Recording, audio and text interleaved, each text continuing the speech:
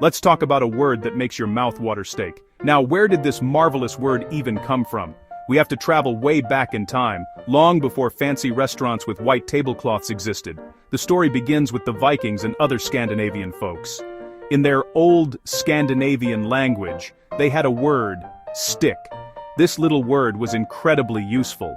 It didn't mean a specific cut of beef like it does for us today. Instead, stick simply meant something that was roasted, usually on a stick or skewer over an open fire.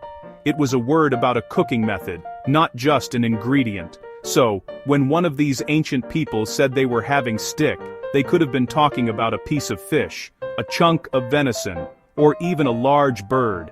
The important part was how it was cooked, with the direct, honest heat of a flame. Imagine a group of hunters gathered around a crackling fire after a long day. The food they cooked on sharpened sticks was their stick. This original meaning was broad and practical, describing a fundamental human activity, cooking freshly caught food over a fire. It was a word born from necessity and the simple joy of a hot meal. This connection to roasting is the very foundation of our modern word. The idea was simple. You take a piece of food, you put it on a stick, and you hold it over the heat. This method is one of the oldest ways humans have cooked, and having a word for it was essential. The word stick captured this entire process in a single, efficient sound. It was less about the food itself, and more about the transformation that happened when that food met the fire, getting that delicious, smoky, and roasted flavor that people have loved for thousands of years. It was a word for a universal experience. Think about the simplicity of it. No complex kitchen gadgets, no fancy sauces, just food and fire. This is the pure, unadorned origin of our beloved steak. The word itself carries the memory of that ancient cooking style. It reminds us that before steak was a luxury item on a menu, it was a basic form of sustenance, a warm and satisfying meal, cooked in the most straightforward way possible. This history is cooked right into the word itself, a linguistic fossil that tells a story of survival, community, and the timeless appeal of roasted food. So, how did a Scandinavian word for a roast sail across the sea and land in the English language? Well, history shows us that cultures don't just trade goods, they trade words too. During the Middle Ages, there was a lot of interaction between the people of Scandinavia and the people of England. Through trade, travel, and even Viking invasions, words from Old Scandinavian started to mix with Old and Middle English. Stick was one of those traveler words. As it settled into English, its spelling and pronunciation slowly changed over time, eventually becoming the word we know and love, steak. At first, the word steak kept its original broad meaning.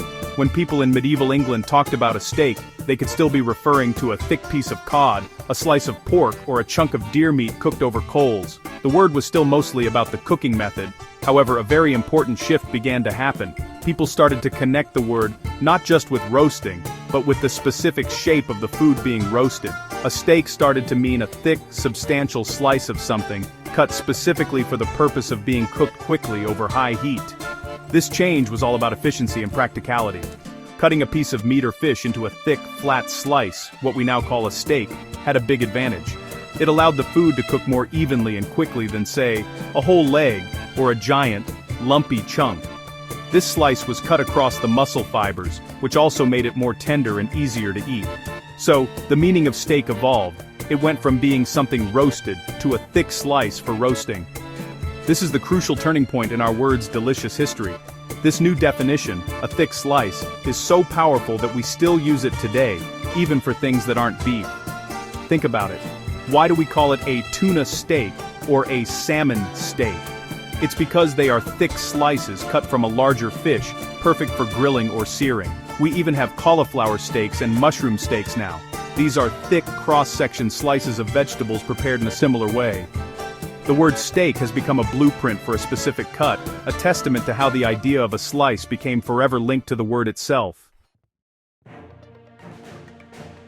If steak could mean a slice of anything, how did it become so attached to beef?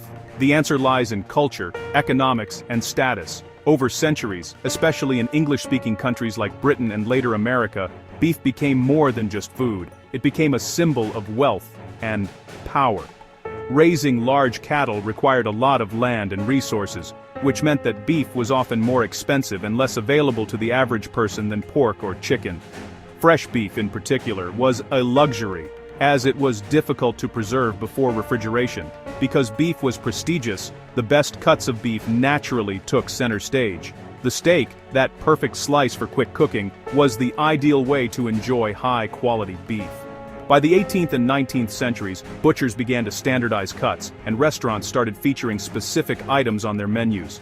Steak was no longer just any slice of meat, it became a prime cut of beef. The word narrowed its focus, becoming almost exclusively associated with the rich, flavorful taste of a beefsteak. It became the star of the plate, not just a supporting actor.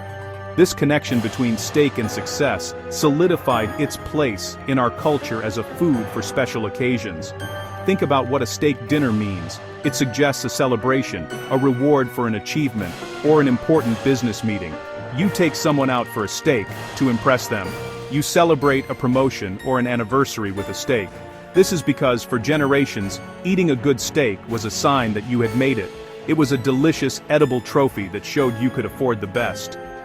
This cultural meaning is just as important as its dictionary definition. This powerful association is why, even today, when we hear the word steak without any other description, our minds immediately jump to a juicy piece of beef. It could be a T-bone, a ribeye, or a filet mignon. The connection is automatic. While a tuna steak is perfectly correct, we have to add the word tuna to clarify. But steak on its own needs no introduction. It has become a linguistic shortcut for a premium beef experience, a meal that promises satisfaction, indulgence, and a little taste of luxury. So why has the word steak survived and thrived for so long? One reason is its incredible efficiency. In just one syllable, steak communicates a whole world of information. It tells you about the cut, a thick slice, the quality, usually high, the cooking method, fast, high heat, and the experience, satisfying and substantial. It's much easier to say, let's have steak for dinner than to say, let's have a thick slice of high-quality beef that has been cooked quickly over a fire. The word is a brilliant piece of linguistic engineering, packing a lot of meaning into a small package. The word's adaptability has also been key to its survival. As we've seen, it started with any roasted food, specialized to mean a slice of beef, and has now expanded again to include fish, vegetables, and even plant-based alternatives. This flexibility allows the word to stay relevant as our food culture changes. A steak no longer has to come from an animal, but it must still represent that core idea. A hearty, central, and satisfying part of a meal. The word has proven it can evolve with our tastes and values, which is the mark of a truly great word. Interestingly, the word's association with value goes beyond the dinner plate. Have you ever heard the phrase to have a stake in something? That word, stake, while now spelled differently, comes from the same root. It refers to a post or stick, driven into the ground to mark a claim.